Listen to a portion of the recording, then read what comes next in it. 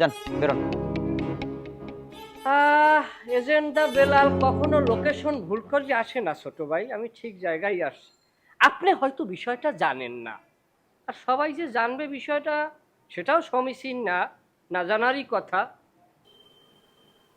যাই হোক, বাড়ির কন্ডিশন মন্দ না, সামনে বড় চওড়া রাস্তা, পিছনে গলি।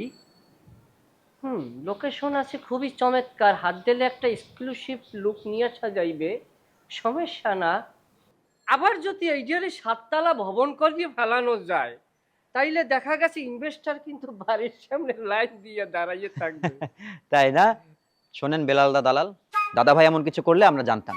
আপনি কথা নাই বার্তা নাই, গেট খোলা দেখছেন, ঢুকে পড়ছেন, ডুপ্লেক্স একটা বাড়ি দেখছেন প্রথম ঢাকা শহরে, এটা ভেঙে হাই রাইজ করার প্ল্যান করতেছেন। সমস্ত বাদ দেন, বেরোন, বেরোন আপনি। আপনার প্রথম লাইনটাকে আমি কোট করলাম।